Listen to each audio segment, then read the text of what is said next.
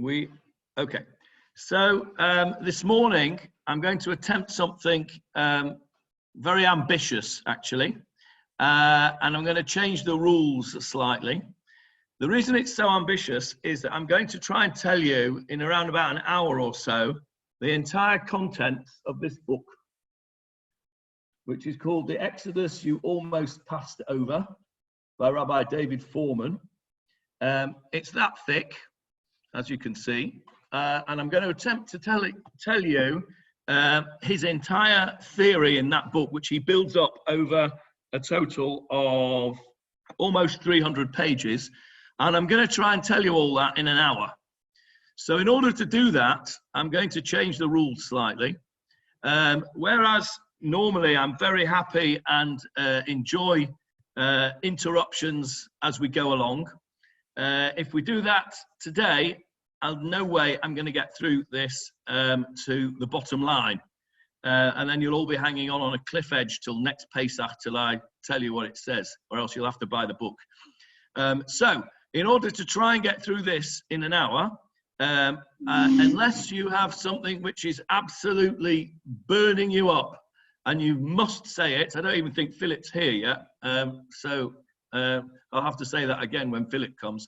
But unless there's something absolutely burning that you have to say, jot down your questions, and then at the end, those that want to go off and feed the dog or bake some almond macaroons or whatever you want to do can do so, and those that want to stay behind and discuss it further and ask me questions, I'll do my best to answer them.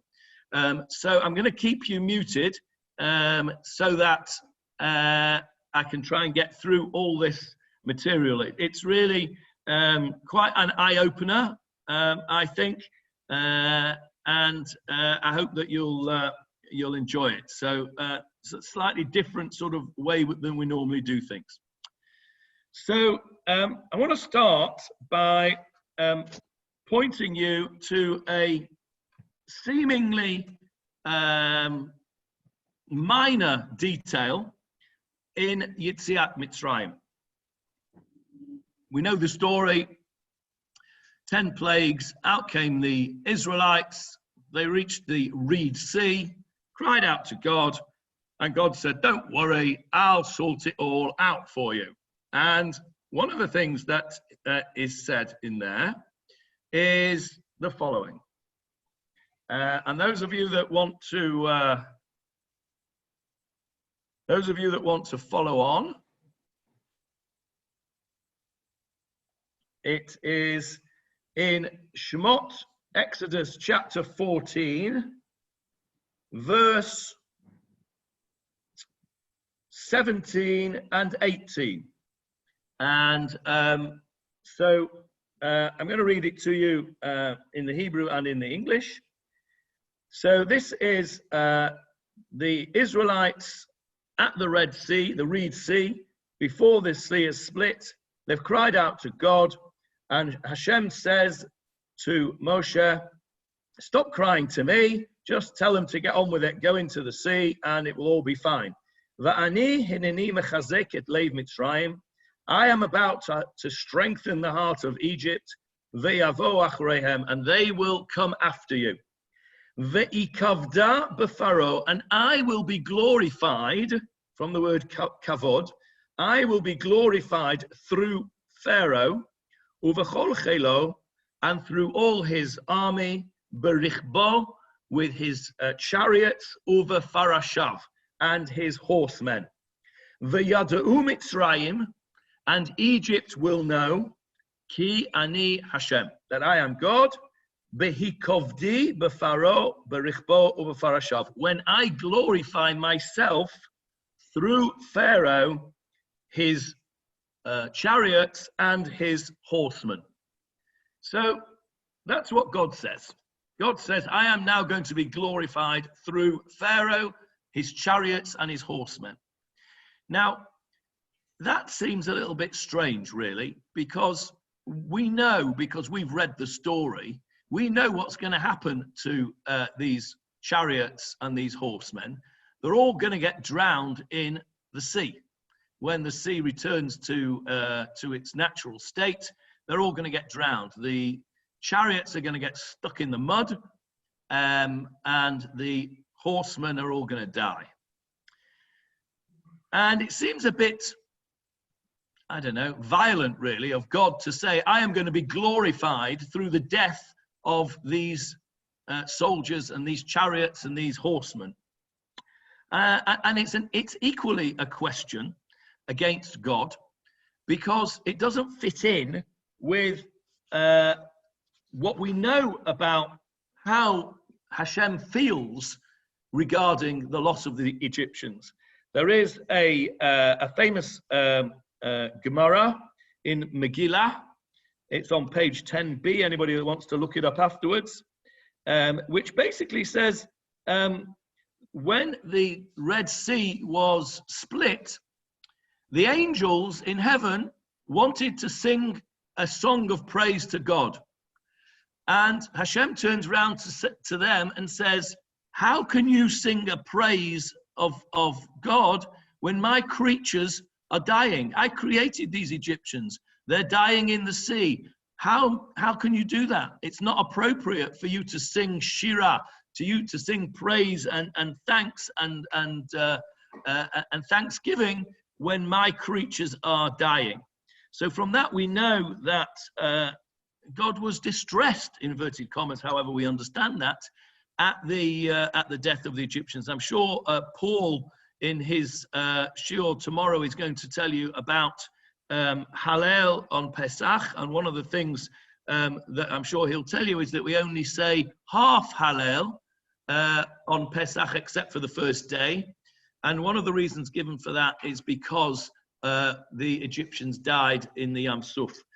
So it's a bit of a question against God why he would say, I am going to be glorified through Pharaoh and his chariots and his horsemen.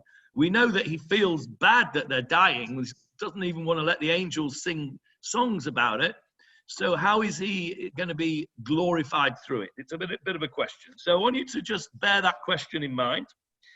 And what I want to point out to you is that these horsemen and chariots of Egypt that chased after the Israelites into the Red Sea, this was not the first time that we encountered the horsemen and chariots of Egypt. The first time that we encountered them, at this point I would normally ask you where it was, and then somebody clever would be able to tell me, but since we haven't got time for all that, I'm going to tell you exactly where it is. And you need to turn back now to chapter 50 of Genesis, of Bereshit. And this is in the Sedra of Vayechi. And we are in the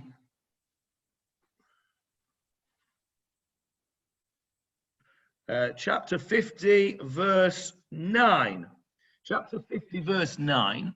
And the story that we're being told here is the story of the burial of Yaakov, the burial of Jacob.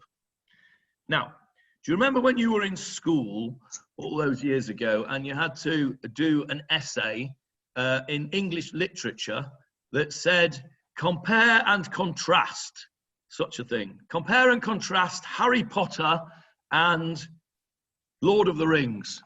And you'd look at this and you'd think, oh my goodness, where on earth do I start? Compare and contrast. I used to hate those questions. It was this blank page in front of me and it had to be filled with writing and compare and contrast. So that's what we're going to do here with Harry Potter and the Lord of the Rings. You might sort of say, well, okay, well, they're both supernatural.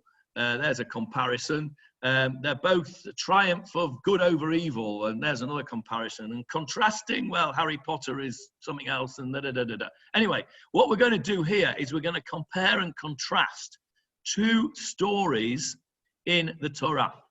And the reason we're going to compare and contrast these two stories is that Rabbi Foreman, with his amazing analytical eye, has picked up a number of comparisons which gives us a hint that the two stories are meant to be read together. They're meant to be compared and contrasted. And the first of those hints are, in fact, the chariots and the horsemen of Pharaoh.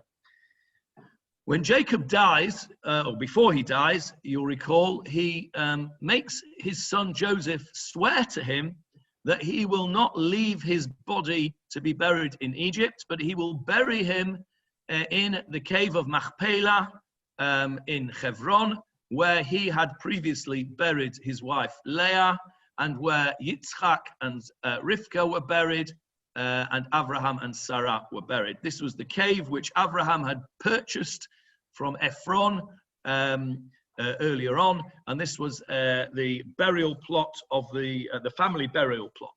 And Yaakov made Joseph swear that he would take him back to Canaan and to be buried there. And so it was, and we'll come back to that idea of swearing it and how it all came in a minute. But when we have the burial, we find some very interesting things. And the first thing that I want to point out to you is in verse 9. Vayal imo, and there arose with him, in other words, with this whole of the whole entourage of Jacob's family taking him to be buried, who went with Gam Rechev, also chariots, Gam Parashim, also horsemen, Vayihi hamachaneh kaved ma'od. And the camp, the grouping, was a very large group. Kaved means heavy in that regard. It was a very heavy group, all the people that went with them. And the previous pasuk tells us, Vayal Yosef likbor et aviv. Joseph went up to bury his father.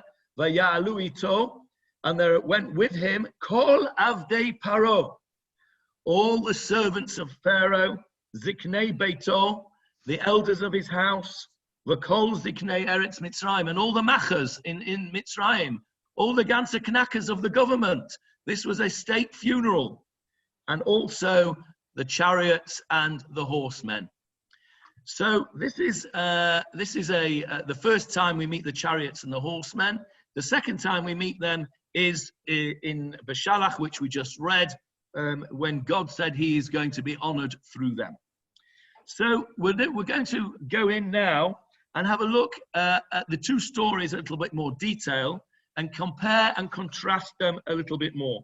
What other parallels can we see between these two stories? Now, let's just have a look who went with from Egypt. We've said all of the knackers in Mitzrayim went, but what about the Israelites? Who went with them? Verse 8 of chapter 50 in Genesis says, V'chol Beit Yosef, and all the house of Joseph, Ve'echav, and his brothers, Ubeit Aviv, and the house of his father, so his whole family went. Rak Tapam, V'tzonam, Uvekaram, only their children, their flocks and their herds, Azvu be'eretz Goshen, did they leave behind in Eretz Goshen. Only the children and the flock stayed behind. Everybody else went to the funeral. Now, why are we told that strange expression, that strange fact?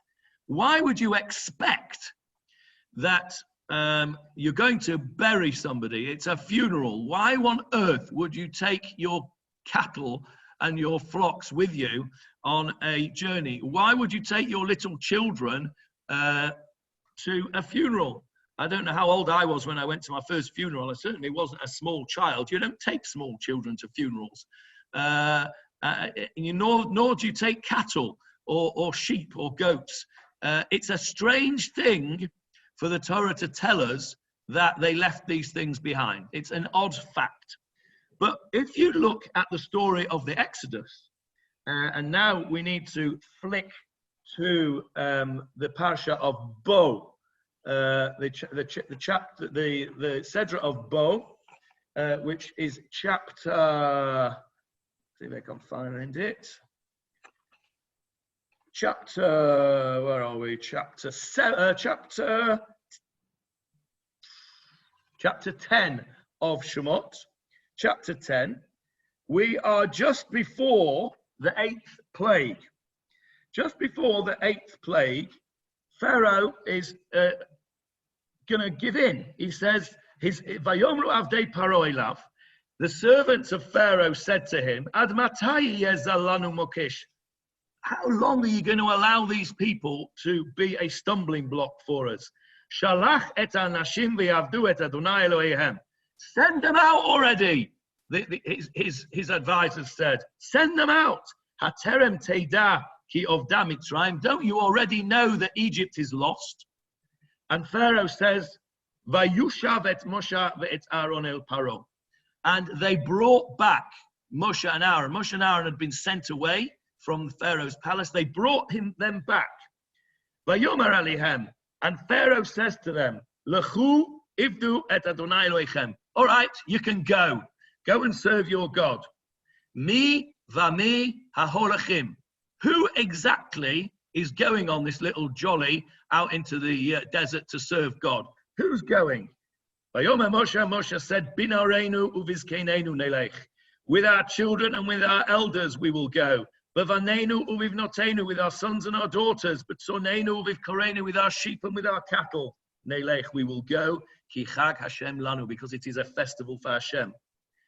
And Pharaoh says, not on your Nelly, he says. Vayomer alehem, yehi chen Hashem imachem kasher ashalech etchem ve'et tapechem. If you think that I'm going to send you and your children out, you've got another thing coming. Lo chen, not so, he says. Lechuna hagvarim, let the men go.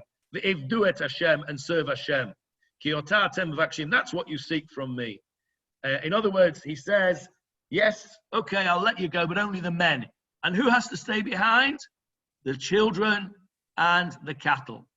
So there's another parallel between the two stories. It seems that it's a bit odd that we're told that the children and the cattle stayed behind at the funeral of Yaakov, but it's another pointer to the two stories being somehow or other connected. There is another connection. Have a look at, back in chapter 50, have a look where they went to. It's in verse 10. This is on the way back to the funeral of Jacob, remember. Vayavo ad goren ha'atad asher ba'ever ha'yarden. They went to this place called Goren ha'atad, and the Torah tells us where it was. It's on the other side of the Jordan, on the east side of the Jordan. Now, if you were going from Goshen, which is in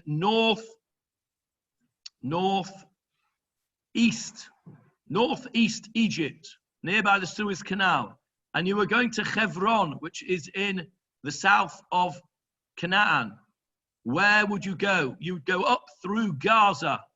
That's the direct route. You go up through Gaza, and then you turn right and you go to Hebron. What they did was they went on a journey which took them onto the east side of the Jordan, which means they had to go all the way round the Sinai Desert, underneath or below the south of the Dead Sea, and then north to find themselves on the other side of the Jordan, and then cross over the Jordan to go to Hebron to bury Jacob. What on earth were they doing going round such a mashugana way? The obvious answer is that it's a parallel to what happened after Yetziat Mitzrayim. That's exactly what happened to the Bnei Yisrael. They were told at the beginning of Beshalach that Hashem deliberately did not take them the short route because he was scared that they would want to return to Egypt. So he took them round all this circuitous route, and then they ended up spending 40 years wandering around the desert. And where did they end up before they crossed over? They ended up on the other side of the Jordan and crossed over the River Jordan. So those few words that tells us in the burial procession of Jacob, it tells us that it was a precursor of the journey of the Bnei Yisrael through Mitzrayim. It's a very strange way to go. It makes no sense to go that way. You're going to bury somebody. You want to get there as quickly as possible, even though Jacob had been embalmed. The parallel there is very clear. So that's another parallel that we have between the two stories. A further parallel, if we have a look at this, the burial procession, we've already said who was in the burial procession. The whole of Joseph's family, Joseph's brother's family, all the knackers of Egypt. It's a big entourage. It's accompanied by a military parade. It's got its chariots and its horsemen. It's a big thing, this. And in fact, it did not go unnoticed. What we see in verse 11 of chapter 15, Bereshit, Vayar Yoshev Haaretz HaKnani, and the inhabitants of the land of Canaan saw et Ha'evel, this mourning, this procession, this state funeral, Vayomru, and they said, Evel kaved ze leMitzrayim. This is a great mourning, a terrible mourning situation for Mitzrayim. So the Canaani, the nations around, saw this tremendous event, and they recognized it as something very, very special. Let's whiz over to the Shirat Hayam. Let's whiz over to the Song at the Sea. After the Red Sea is split, the Bnei Israel go through. The Egyptians are drowned. The Jews are saved. And what do we read? We read in chapter 15 of Exodus, verse 14, Shamu amim yirgazun, chil achaz yoshvei palashet. The nations heard and trembled. The fear gripped the inhabitants of Palashet, which is Plishtim, where we come from, the Philistine nation. So again, another parallel. This is the local nations seeing a tremendous event which involves the Egyptians and the Jews, and they recognize it as such. So there's another parallel. So we seem to have the author of the Torah, which of course is Hashem, is giving us some hints here that these two stories are very parallel. So now that we're writing our essay, we have got things that we can compare. The comparisons are, let's just whiz through them again.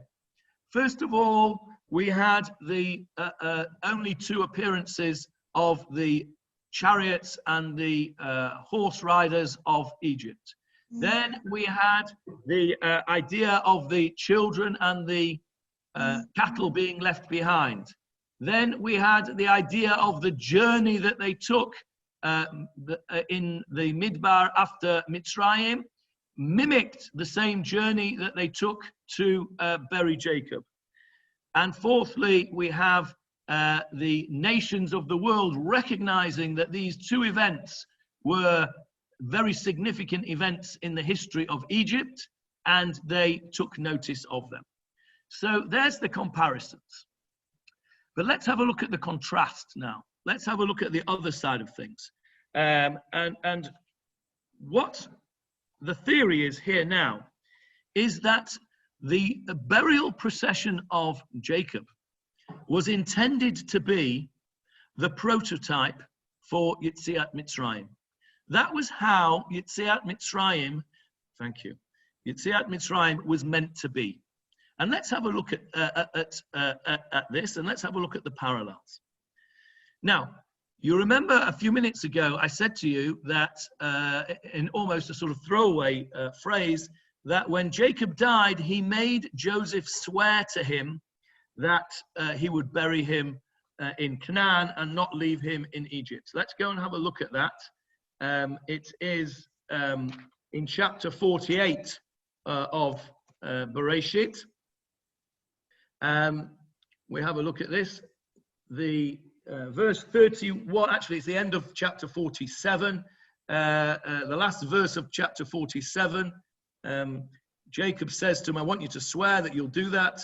Vayomer, and he says, Hishavali, swear to me that you'll do it. Previously, Joseph had said the previous words, Vayomar, and he said, Anochi e'aseh kidvarecha. Don't worry, Father, I'll do what you've asked me to do. But that's not good enough for Jacob. He doesn't believe him.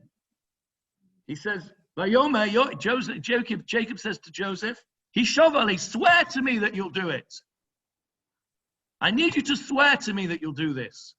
Joseph has just said, I'll do it. Don't worry, I'll do it. No, not good enough. Swear to me. Vayishavar lo. And Joseph swore to him that he would do it. Vayishtachu Yisrael al rosh hamitah. And Jacob bowed down at the head of the bed. A very strange expression. The whole thing is odd. Jacob says to Joseph, I want you to bury me in Canaan. Joseph says, yeah, fine, no problem, I'll do it. And Jacob says, no, swear to me you'll do it. He swears, and then Jacob bows down to him at the end of the bed. Many of the commentators point out that this bowing down was partial fulfillment of one of Joseph's dreams. You'll remember one of the dreams was that the stars, the sun and the moon would bow down to him, the sun, of course, being his father. And some of the Mefarshim say that this bowing down here at the end of his life was a fulfillment of that dream. But other people have suggested something different. And that is that this bowing down was a giving of thanks to HaKadosh Baruch Hu that Joseph had seen fit to swear to him that he would do this, and therefore displayed his loyalty to his father. Now, you'll say, well, why shouldn't he be loyal to his father? Excuse me. What's so special about that? Any of us, if our father gave us an instruction on his deathbed, of course we would want to fulfill his wishes. What's so special about Joseph demonstrating his loyalty to Jacob at this time? And in order to understand that, we have to take out the zoom lens and go backwards and look at this story in a little bit greater detail, a greater picture, if you like. Let's just whiz through Joseph's life very quickly. First 17 years of his life, he is the favorite son of his father, gets the coat of many colors. He then suffers the fate of being thrown in a pit, sold down to Egypt by his brothers, seemingly abandoned by everybody. 22 years he sits there, either in prison or in being in Pharaoh's palace, and he's thinking to himself, why has my father not come to find me? Why is nobody bothered to come and find me? It would be very understandable that he would not necessarily have loyalty to Jacob, because as we've explained in a previous shiur some time ago, actually, Joseph thought that Jacob was in on it. He was in on the whole plot. He was thinking there when he sat there in prison, well, why did my father send me out to my brothers that particular day when he knew that they hated me? He knew that they'd be violent towards me. And why hasn't he come to get me? Why has nobody ever bothered? It's obvious they don't want me. I'm an outcast. And this goes back to what we were talking about yesterday with the 4 sons. Joseph felt that he had been cast out of the family. So there's a question as to why he should be loyal to Jacob. On the other hand, he does have a father figure, does he not? He was in prison. He was falsely accused of attempted rape, and he is in prison. It looks like he's going to be in prison for a very long time. And what happens is that he is taken out of prison all of a sudden. He's put before Pharaoh, and as a result of him interpreting the dreams, Pharaoh takes him on as his second in command, and basically he becomes Joseph's father figure.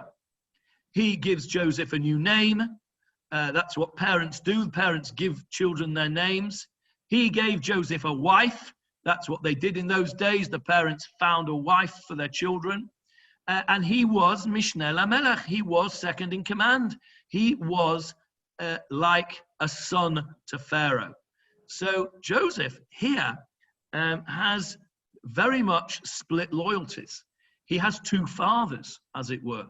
He has his biological father, and he may have been reconciled with him after the 22-year break, and he may well have understood that it wasn't that Jacob was in on the plot, and that he found out later that he did mourn him for 22 years. But nevertheless, in the meantime, he has another loyalty. He has a loyalty to Pharaoh, who has been his adopted father and has been very kind to him and has been very good to him.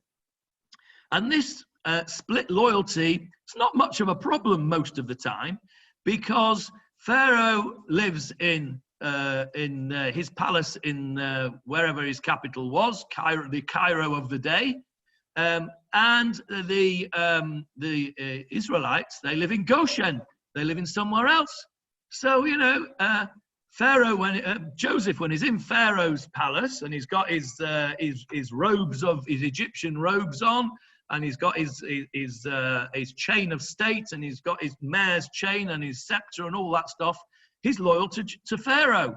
And then when he goes on Shabbos afternoon to go and visit his elderly father in Goshen, and he's got his Shabbos clothes on, there he's loyal to his father. And in some ways, ne'er the twain do meet. And Joseph was very adept at managing these two loyalties. And there was no conflict, really. There was no conflict. He was able to do that. He was able to be loyal to his father, and he was able to be loyal to his adopted father, to Pharaoh. However, when it came to the burial of Jacob, those loyalties become very tested. He now has to decide to whom is he loyal, because it was very clear that Jacob being buried in Canaan was not something which the Egyptians were going to be very pleased about. We know that by the way Joseph actually handled it. If we have a look a little bit later on, when actually Joseph, when Joseph has to go and ask Pharaoh to let him go and fulfill his promise, he says to him, we are in chapter 50, the beginning of chapter 50, verse 4. V'yavru yemei v'chito, and the days of the crying and weeping for Jacob passed. V'yadaber Yosef el beit Paro lemor, and Joseph said to the house of Pharaoh. He didn't go to Pharaoh himself and say, I need to bury my father in Canaan. He was a bit shy to do that. He sent a message via the other courtiers. And he says to them, Imna matzati chen beinechem, Pharaoh's servant, if I have found favor in your eyes, dabru na, please speak, ba'oznei Pharaoh lemor.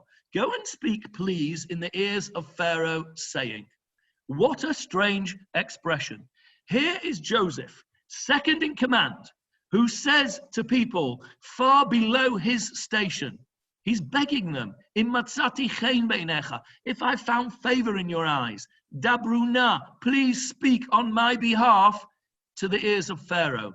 Who would have the ears of Pharaoh more than Joseph? Certainly not these underlings that he's begging to go and speak to him. The fact is that Joseph has got difficulty with this request. He has difficulty going to Pharaoh because what he's saying to Pharaoh, in effect, is, my real loyalties are to Jacob. And this is a real problem for Joseph to do that, because he recognizes he has loyalty to Pharaoh. And then what does he say? This is what he tells the courtiers to tell Pharaoh. Avi hishbi'ani lemor. My father made me swear. He made me swear that I would not bury him here and I would take him to Canaan. Please let me go and bury my father. Now the end of verse 5. Ve'ekbara et avi, and I will bury my father. Ve'ashuva, and I will return Why did he need to say that? Why shouldn't he return? Who says to somebody, I'm now going to a funeral and then I'm coming back? Of course you're coming back. You're not going to stay in the cemetery. But he needed to say that because he had to demonstrate that his loyalty still remained to Egypt. Because remember, Joseph was a demigod here in Egypt. He'd saved the whole population. And Egypt was not going to let Joseph, nor did they want the father of Joseph, who Pharaoh himself had recognized was a great man. When he first met him, Jacob gave him a bracha. This Pharaoh of Joseph's time was very different to the Pharaoh of Moses' time. Remember, we read later on, my favorite pasuk in the whole Torah, Vayakam melech chadash al Mitzrayim asher lo yadat Yosef. A new Pharaoh arose over Egypt who did not know Joseph. This was the old Pharaoh, the benign Pharaoh. This is the one who Joseph had a loyalty to. So he had this split loyalty. So why does Jacob bow down at the end of his bed when Joseph swears to him? Because he now is giving thanks to HaKadosh Baruch Hu that for now, and this is what the Gemara tells us in Megillah, that at that point he recognized that Joseph had fully remained part of the Bnei Yisrael and had not completely assimilated into Egyptian society. So we have this scenario where Joseph goes to Pharaoh via the courtiers and he roundabout embarrassingly asks, please, can I go and bury my father? I wouldn't really normally ask this. I wouldn't even ask you to do this, but Hishbiani, Avi Hishbiani, he made me make a swear. He made me make an oath. And of course, we know that oaths in those days were taken extremely seriously. And in fact, what does Pharaoh say? Vayomer Paro, and Pharaoh says, Alei, go up, ukavor et avicha, and bury your father. Very nice. Ka'asher hishbiecha, like he made you swear. In other words, I'm only letting you go because he made you swear, and you swore an oath. And I recognize that the oath is important to you. Oaths are important, and I'm only letting you go, really, for that. But not only does Pharaoh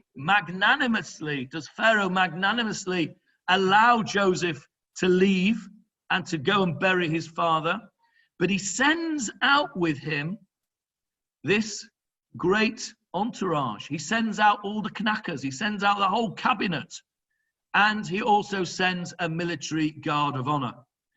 The cynical Mefarshim, generally speaking, the Mefarshim of the Middle Ages who were suffering terrible persecution at the time, particularly the time of the Crusades, the Mefarshim like Rashi and his grandson, the Rashbam, who lived at the time of the Crusades, they found it very difficult to see anything positive in the nations of the world, and they interpret the military guard of honor going out with them. They interpret it as being, if you like, not just a military guard of honor, but a military guard to make sure that Joseph really did come back. And in fact, Joseph was not a free man. He was chained to Egypt, and Pharaoh was saying, yes, I'll let you go, but don't think that, if you try and pull a fast one on me, it won't work because I'm sending all these people with you, including the soldiers. And that's Rashi's interpretation. But the interpretation that I want to use for this purposes is that this was a guard of honor. These chariots, these horse riders, these were the military hardware, the top military hardware of Egypt. This was their strength. Bear in mind, Egypt was the strongest nation, the strongest empire at the time. This was what gave them their strength. This was a demonstration of their strength, and it's not. It still happens in some countries, and it's not all that long ago that it stopped happening in this country. That on Yom Ha'atzmaut, There used to be military parades. We still have the flyover of our military planes. We used to have a military parade in the cities with showing all our tanks off, and many Eastern European countries still do those things today. So this was the equivalent, sending out these chariots which nobody else had, and the horsemen on Egyptian steeds. This was a great guard of honor. So what we have here is a situation where a father realizes that his son, albeit his adoptive son, his son has another loyalty. He has a loyalty to another father. He has a loyalty to his biological father. He has a loyalty to his father in terms of his heritage, in terms of what he's been handed down from his father, his grandfather Yitzchak, and his great-grandfather Abraham.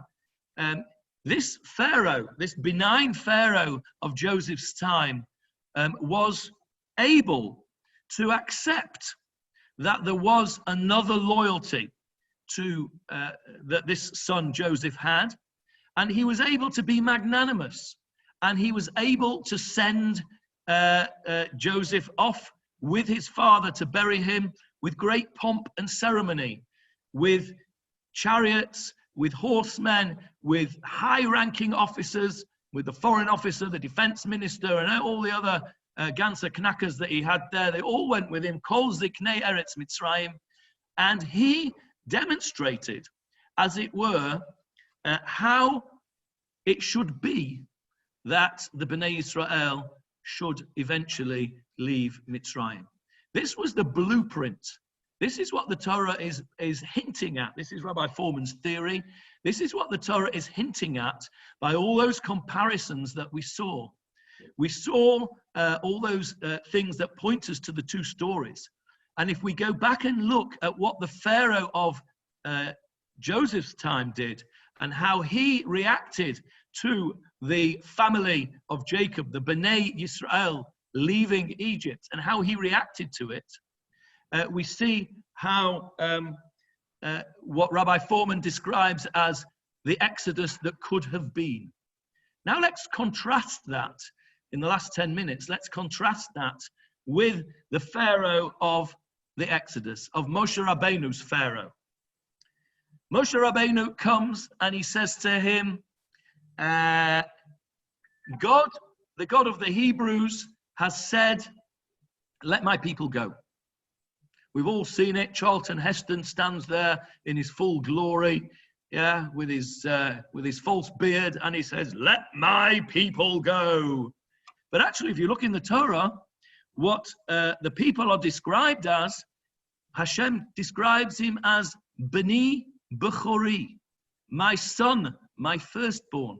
That is how the children of Israel are described by the Torah. Hashem describes them as my firstborn, my child. We are the children of Hashem. We are the firstborn children of Hashem. Pharaoh was being told, and actually, if you have a look at the words that Moshe says to Pharaoh right at the beginning, he asks him quite nicely. Actually, we have the picture in our head of Charlton Heston demanding that the people be let go, and eventually that's how it became. But in the beginning, what do we find? We find that Pharaoh, Moshe Rabbeinu says to Pharaoh, we're in chapter 3 of Exodus, those that want to look at it. He says to him, Hashem Elokei HaIvriim, the God of the Hebrews, Nikra Eleinu, happened upon us. Mikra, just happened to come along. Va'ata, now, Ne'elcha na, let us please go. Derech Shloshet Yamim, a journey of 3 days, Bamidbar, into the desert. V'nizbecha l'Adonai Eloheinu, and we will sacrifice to Hashem, our God. And Pharaoh says, what does he say? He says, I'm not letting you go. No chance. I don't recognize this God. Who is he? I've never heard of him. Not interested, and you're not going. A very different response to that of the Pharaoh of Joseph. And the question is asked. It's a very poignant question. Moshe Rabbeinu asks Pharaoh that the people should go for a journey of 3 days and to sacrifice to God. The implication there is what? That they'll come back again after 3 days. It doesn't actually say that out explicitly, that we'll come back, but that's the implication. And that's a big question, and the question is always asked, how could Moshe Rabbeinu tell a lie? They had no intention of coming back. They were leaving, and they had no intention of going back after 3 days. So he was deceiving. How could we start off our life as a nation with deception? And some of the less imaginative Meforshim will answer by saying, well, it doesn't say that they'll come back. He never actually said it wasn't going, so it wasn't really a lie. And of course, that is in character with the character of Yaakov, as we've discussed, that Yaakov Ish Emet is a person who we're not always, our Jewish people in history have not always been 100% with the truth. And this was another example of us being a bit tricky with our words. I don't like that explanation at all. What Rabbi Foreman wants to suggest, and it appeals to me much greater, is that actually that was a genuine request.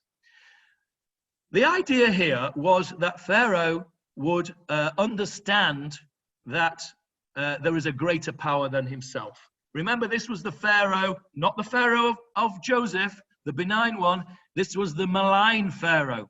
This was the Pharaoh of Moshe Rabbeinu, Vayakam Melech Chadash. This is the new king that arose. And he considered himself to be a god. They all considered themselves to be God, but this one took it particularly seriously and really thought he was God. Now, what was the point of the Exodus? Okay, you'll say to me, the point of the Exodus was to take the Bnei Israel out of Egypt. And I will say to you, yes, that is one of the points of the Exodus. But if that was the only point of the Exodus, then there were plenty of opportunities for God to do it without messing around with 10 plagues and all the palaver that we had. He could have just provided magic carpets for everybody and snapped his fingers and off we go on a magic carpet and end up in Canaan. That would have been very easy for God. He can do whatever he wants. Also, they could have just traipsed out in the plague of darkness. He could have done the plague of darkness first. Everything's dark. The Egyptians can't move, and out go the Bnei Israel. Or he could have just done Makot Bechorot first. He could have just killed the firstborns, and Pharaoh would have said, right, get out of here. I don't want you anywhere near me. You're dangerous people. But he didn't do that. He went through the whole palaver of the 10 plagues. And we have to ask why he went through the palaver of the 10 plagues, and we've discussed this in the past. And one of the reasons is very clear, because HaKadosh Baruch Hu says to Moshe right at the beginning, V'yadu Mitzrayim ki ani Hashem. Egypt will know that I am Hashem. So the point of the Exodus was a twofold point. One was to take the Bnei Israel out of slavery, and two was to make the world's greatest power, and thereby the rest of the world, recognize that there was only one God, an all-powerful, almighty God. And so if we have that as a reason for the Exodus, then we can understand now what was going on here. Because what could have happened was that Pharaoh would have agreed to this 3-day jaunty into the Midbar, and yes, they would have come back, and that would have been the first step to freedom. If you look at how the abolishment of slavery happened in the United States, it didn't happen overnight. Vayihi b'chatzot halayla, and it was at the stroke of midnight. That was all of it. It was a process. It was a slow process. First of all, there was the abolishment of slavery. per se, and then there was still great discrimination, and then little by little the discrimination has been reduced. I wouldn't say it's been completely eradicated yet, but nevertheless, it wasn't an instant process like that. It was a slow process.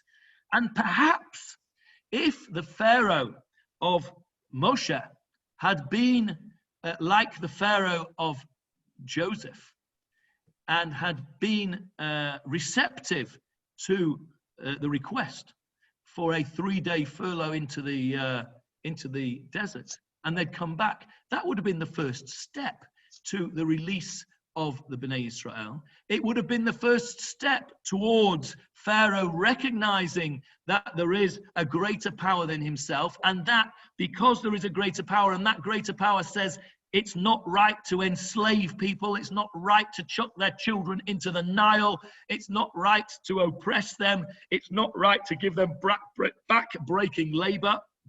Slowly, Pharaoh, Egypt, and the world would have recognized that might is not always right. But because the Pharaoh of Moshe was not the Pharaoh of Joseph, because he had a different world view and a different view of himself, he was not prepared to do that. And therefore, the Exodus had to happen in a different way. HaKadosh Baruch Hu had to show and prove to Pharaoh beyond all recognition of doubt until he was battered into submission, and he had no choice but to recognize the fact that there was a greater power than him. But it needn't have been that way. The prototype Exodus was there for us to see in the burial procession of Jacob. All the signs, the comparisons, and the contrast of the two stories are there to show us how it could have been different, and it might have been different. And what was the problem? The problem was chizuk halev, this idea that Pharaoh hardened his heart. Pharaoh was stubborn. He wasn't prepared to listen. We need to talk about, we haven't got time today, but another time maybe we'll talk about the concept of God hardening his heart. That's a difficult part to question, but certainly in the first 5 plagues, Pharaoh is stubborn on his own, doesn't need any help. And we see this lack of clarity of vision of Pharaoh. We see this inability or lack of willingness to see what is staring him in the face, this inability to recognize that there's somebody greater than him. This is what led to the downfall of Egypt. The Torah is telling us that there needn't be that way. There's more than one way of skinning a rabbit. And in these two stories show us that there could have been a very different Exodus to the one that we had. It could have been that the Bnei Israel left Egypt with the chariots and with the soldiers, but not with their death. They could have accompanied them with pomp and ceremony in the same way as they did with Yaakov. And in that way, we answer our very first question. How is it that God will be glorified by the chariots and the horsemen, not by their death? We know that God was unhappy with their death because we don't say Hallel on the last 6 days of Pesach. The angels were prevented from singing praise to God at that time because of that. What we do know is that the glory of God would have been and will be in the future with all the nations recognizing the one true God. Now, what does this mean? We've maybe got 3 or 4 minutes left. What does this mean for us as a people and B, as individuals? Well, as a people, I'll refer you to some words that you'll recognize. They're from the book of Yeshaya, the prophet Isaiah, chapter 56. It is the last few words, the last couple of sentences of the Haftarah that we say on a public fast day at Mincha. I'll just read you the English. It's verse 6 for those of you who want to make a note and look it up. And the foreigners who join themselves to Hashem to serve him and to love the name of Hashem, to become servants unto him, all of those who guard the Sabbath against desecration and grasp my covenant lightly. I will bring them to my holy mountain, and I will gladden them in my house of prayer. Their elevation offerings and their feast offerings will find favor on my altar. For my house will be called a house of prayer for all the peoples.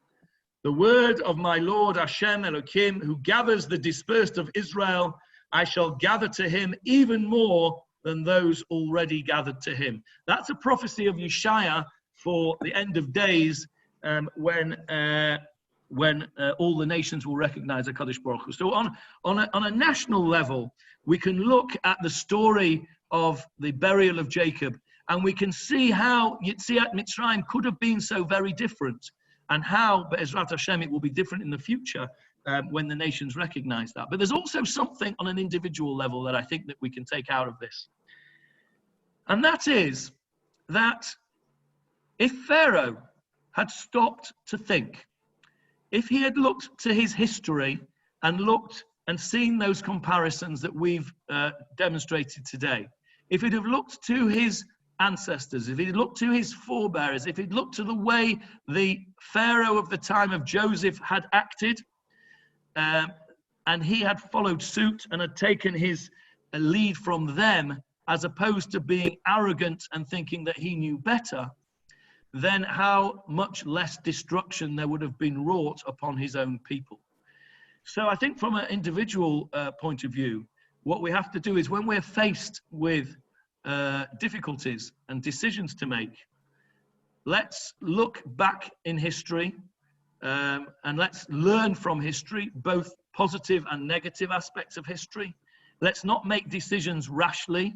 Let's consider how we can do this and how we can achieve what needs to be achieved with the least possible destruction for us and for those around us, and for the benefit of the entire society that we're living in.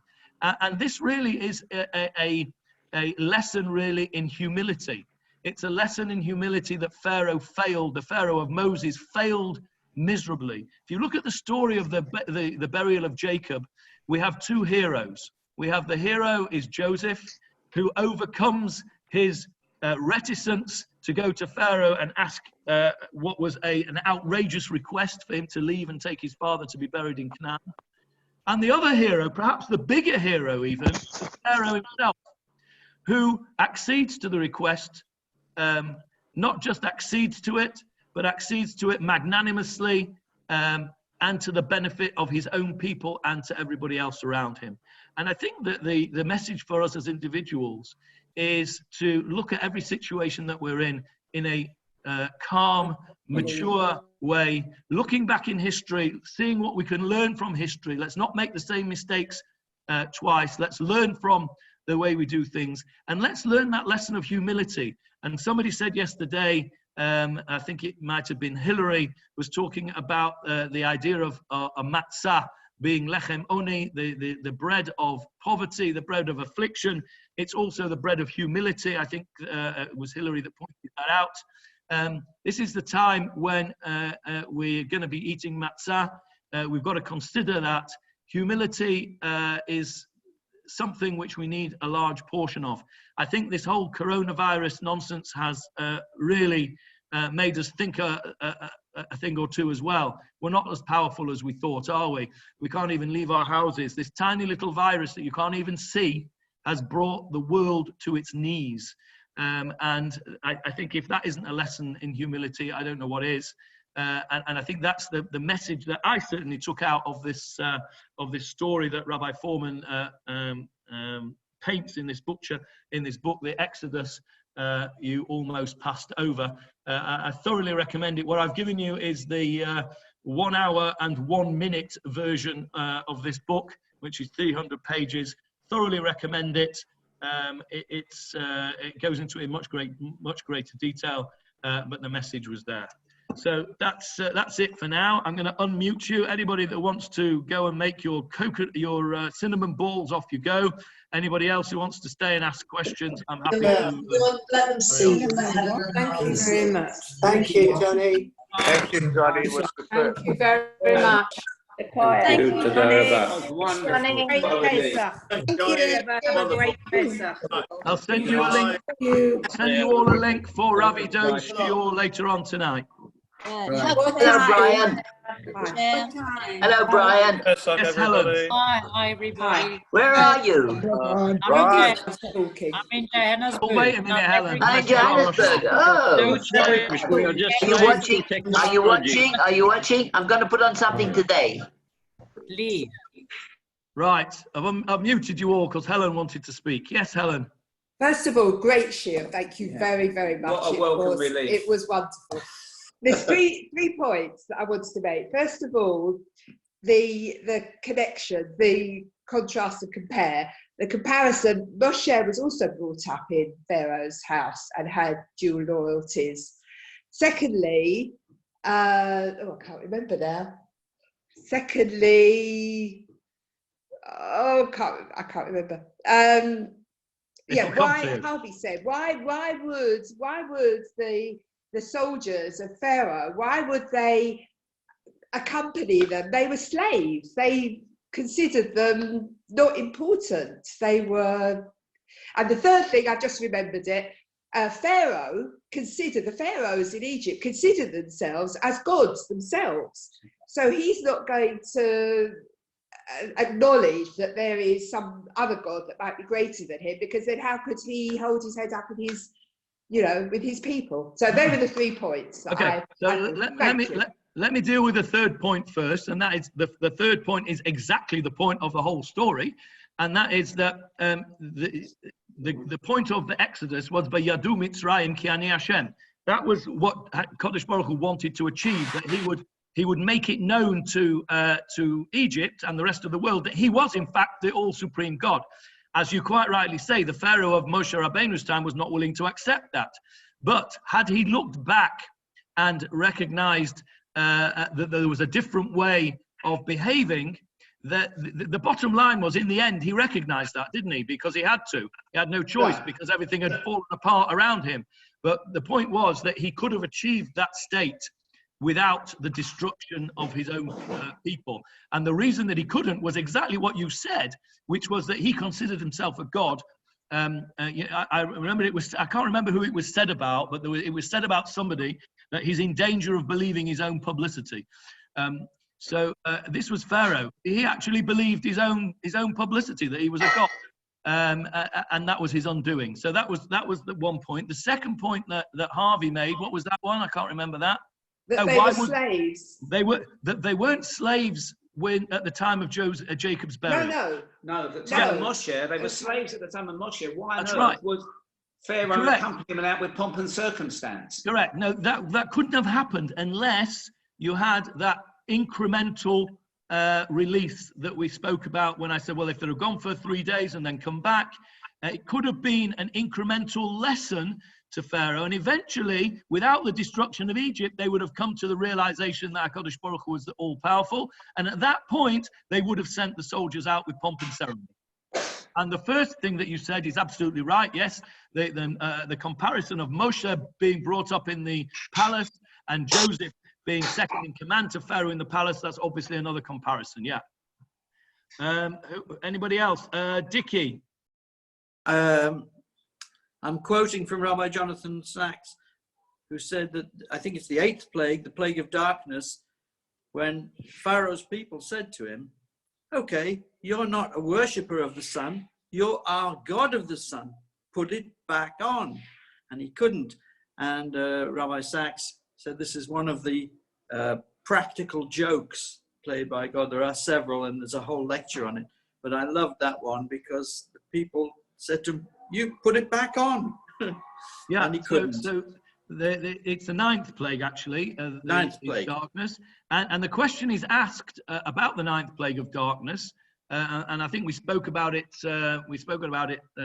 Earlier on this week, maybe, or certainly we've spoken about it in the past. And that is, what was so terrible about darkness? The plagues went to get worse as they went along.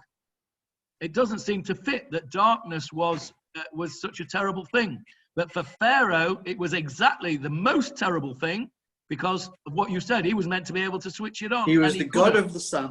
Yes. Correct, and he Bye couldn't. all, I got to leave the meeting. Cheerio. That is why Thanks. that is why that was number 9. Yes, Philip. I've got to leave the meeting. Okay, goodbye. Thank you very much. You're Chag welcome. Sameach. Chag Well, Sameach. yeah. Yes, Nechama Nachum. You made a description about assimilation, and I think this whole story is an amazing description of the assimilation issue with the Israelites. Moshe didn't assimilate. Yaakov was so excited with Yosef not assimilating.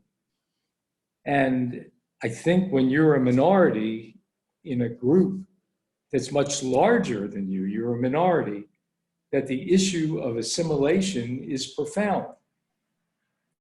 In this case, when you look at certain countries like America, where I'm from, they label themselves as a melting pot, and the melting pot is melting the Jewish people. And they were melted in Egypt also. We know that 80% of them stayed there. So they were melting too. But one point that I think we should all remember is the melting pot of Israel. We are melting to each other. There is no outside melting going on here. We are Jews. We melt to each other.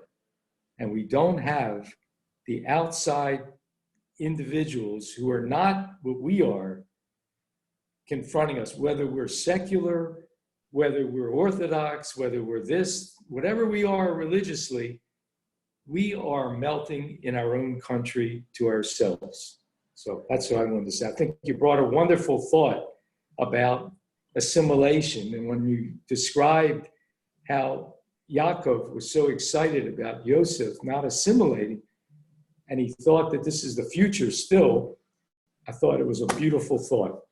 Okay, very interesting that you mentioned the melting pot, because Egypt was actually described as Kur HaBarzel, exactly that expression, the melting pot, because that's what was a danger, that everybody went in and came out Egyptian.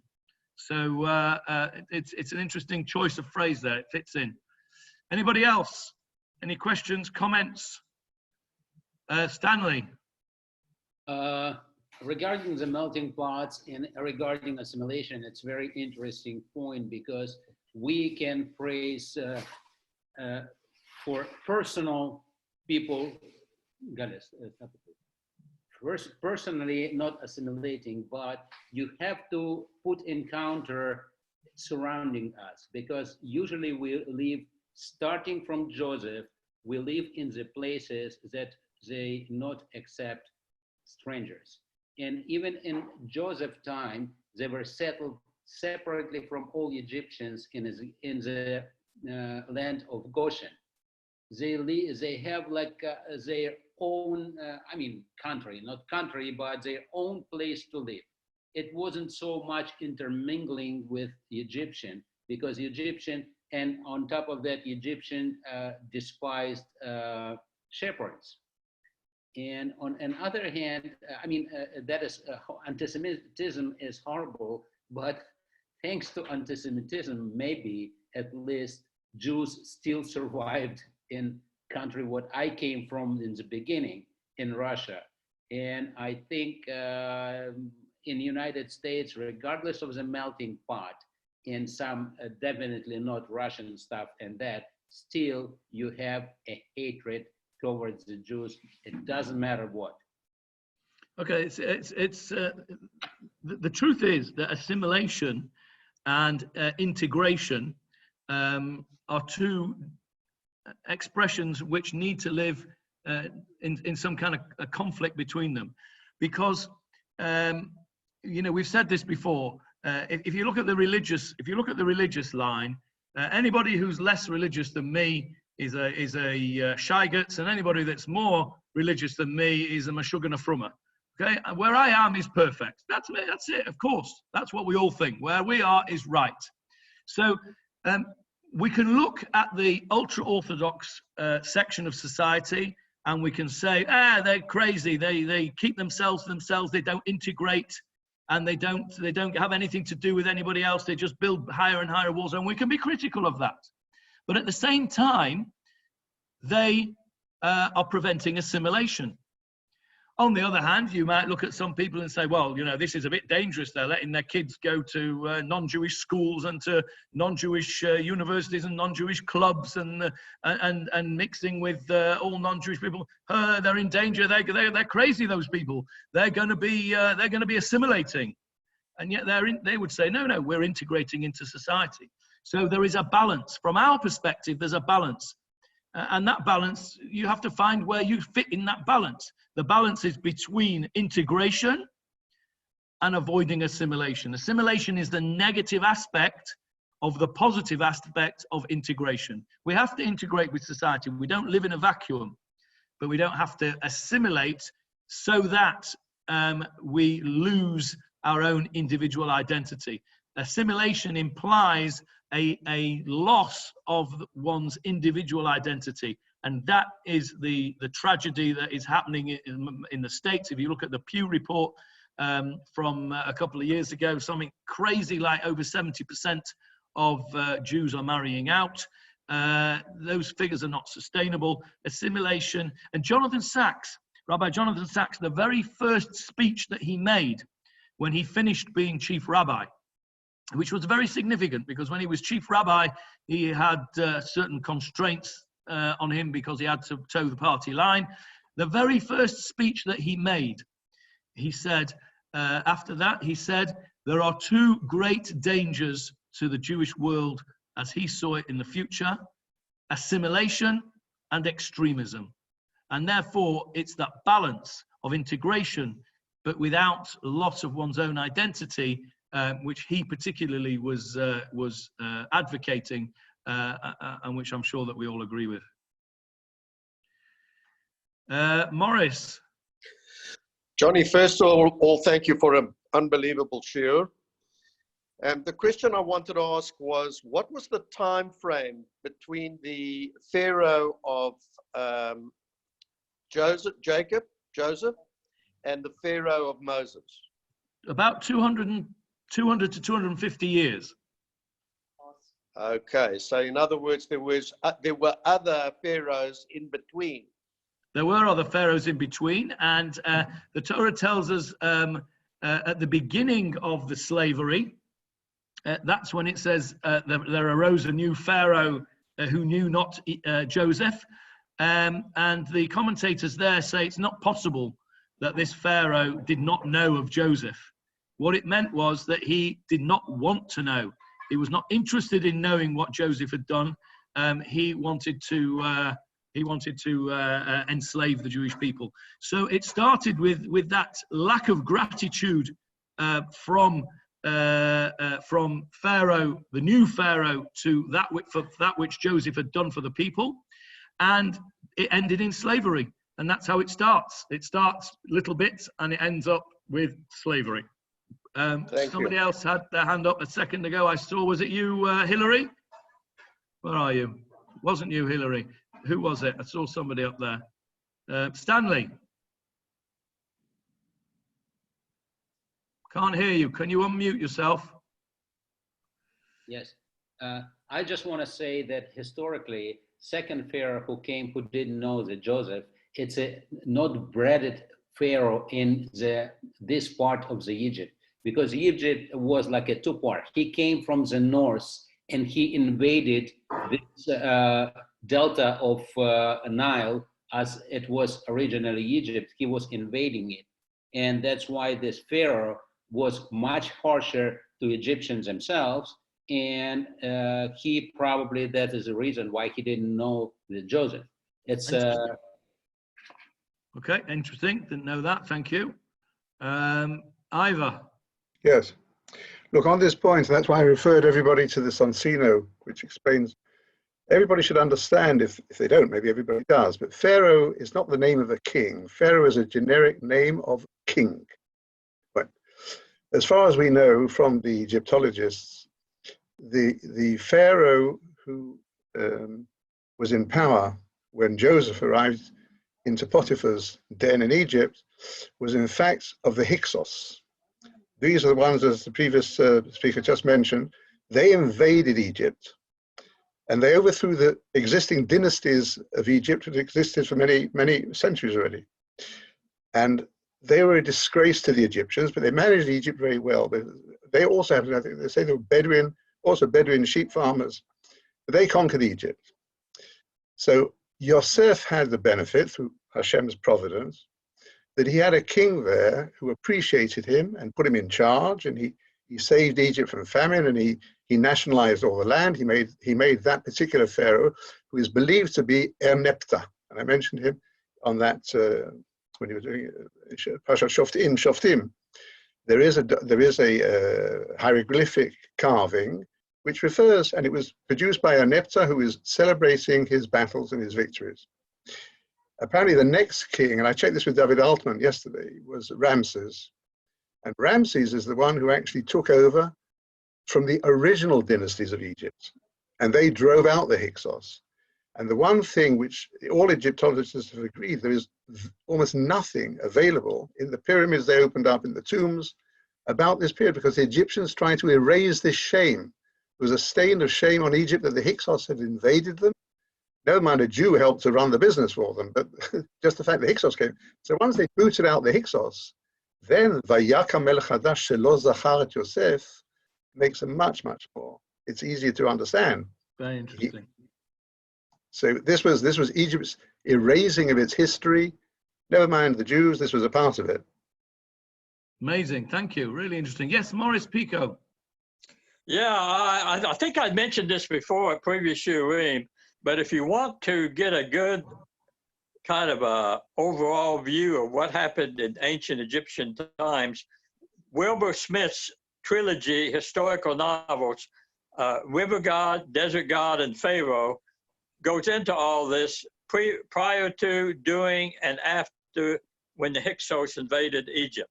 And that fact that the Egyptians had no knowledge of horses and or chariots, why the Hyksos were so successful at the beginning, until the Egyptians suddenly figured out how to build these things and how to raise horses in order to fight against a more advanced technologically group of people, even though they were barbarians. Thank you. So what was it called again? Good. What were they called again, those books? By Wilbur Smith.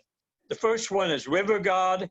The second one is Desert God, which takes place during the worst part of the Hyksos reign. And then afterwards, Pharaoh, which got into what happened after they drove the Hyksos out. And what's the third one called? Pharaoh.